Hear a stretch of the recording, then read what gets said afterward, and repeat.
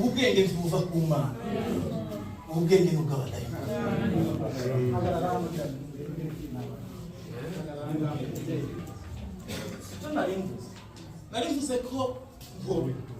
Narivuze ko umuntu udafite ubwenge bw'Imana ashobora guhobera nasi ikimenyetso cy'urukundo.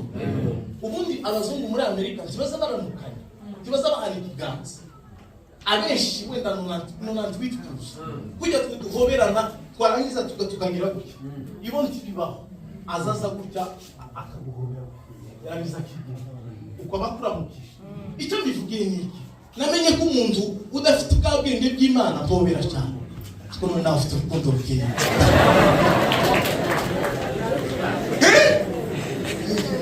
Mpobera kabisa. Mpobera nicyo ushaka. N'urugero ugiye gutanga. Namenye ko umuntu utarakijijwe ashobora kugaragaza urukundo mu muntu gutya muhobera, ariko hamubwira ngo ko murabyumva ahayamuhima ahamuhema. Yes, merci beaucoup. Ari baramuhema akamira sikuramphobera, kandi iki kimenyetso cyo kugira ngo ngikoresheje umubiri, ariko arashobora kutagira cyo buryo mu mubiri akabivugisha umutima, akaza bikorera ibindani mu mutima akamwira ati sikuramphobera urinde ugenda ugiye ku musozi, kandi ukamubwira mwene data. Ariko Yakobo icyaro urakoze marakoze mugisha. Yakobo aje kuvuga yamubanga ucyambere ubwenge bw'Imana ngoroka. Amen. Kandi mu nzira ubukira. Amen. Bwishimira kukiranga. Amen. Bugira imbabazi. Amen. Yemera kugirwa inama. Amen. Mani dufashe. Amen.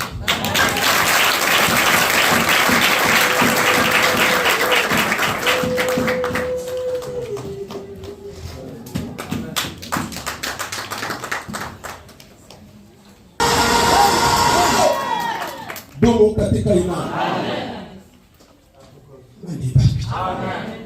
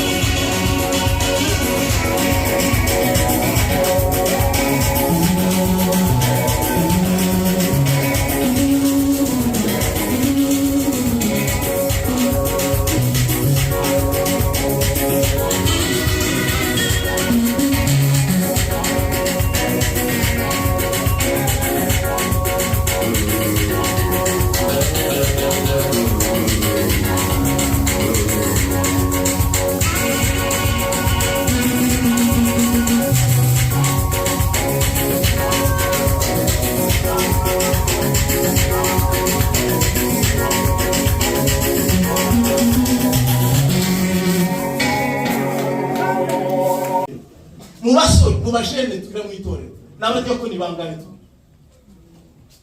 tugira bangane iyo tugiye gusengera meza n'abasore bangane bazabatora mu basengera meza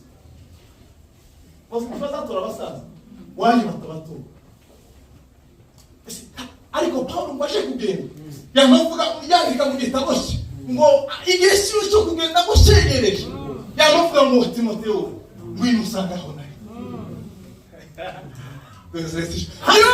haleluya aramubwira ngo ndagiye nubwo ngiye kugusiga mu mbaraga z'abapapa uzasigara na autorité yose number 1 ababyeyi nubigisha uzobigisha ababyeyi tukabwire umubyeyi ngo aha umuntu nabonye kuri YouTube ariko ndavuga ngo tukamutaze aramubwira ngo muze ngo gabanya isukari we urindo kuri umusaza mama n'isukari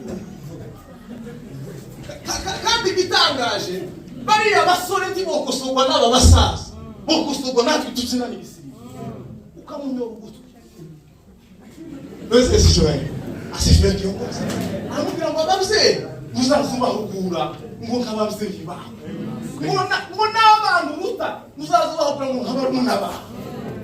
Niyo mpamvu abasore dufite umwuka wo kwiyentegra wo kwishyira muri situation tukarwana nayo. Nimubona abasaza ari byo babakora nabi tugatinye kwigira pasteur uri umushene ufite ibitekerezo bifunguze. Haleluya, amen. Abasore ngwino kurazitore amusigira gace aramubwira ngo uzogenzura ya matorero ibintu nibige kandi ubuyobe bumaze kwinjira ariko wowe tukabimere ko ayoba. Abo ni abasore. Niyo mpamvu narimbize hari litirije imwe nasanze jewe mbaye umuporofu ubundi naho sanze umukata nasanze litirije imwe abasaza batubakiye ariko n'ubusinzanye numva neza tuzatumara kufina tugasinda tugahudumira tugatarama abandi kabakandika abandi bakabikora umusaza ukabona ko ahaguruka agafunga amato y'ikoti ndabyemera sebo ni byiza ngo dusome ijambo ngo ryo gukingura amateraniro kama numva ashubije hasi yewe uko twari kutugira mu materaniro akize vuga ngo ngiye gusongera yo haleluya namwe nyine mukaba mwikiriza ngo tugiye gusoma ijambo ngo rikingura amateraniro yari yakizwe nani bige twije gusota tumwe ngo ana wa majeshi jina lako milele milele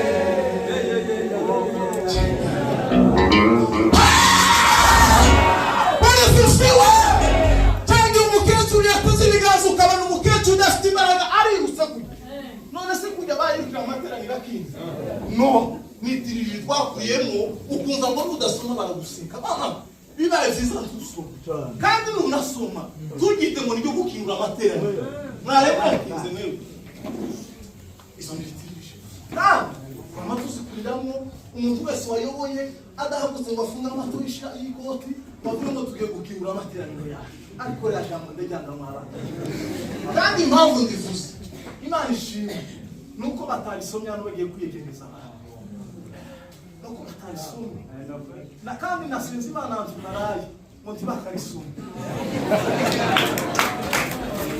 iyo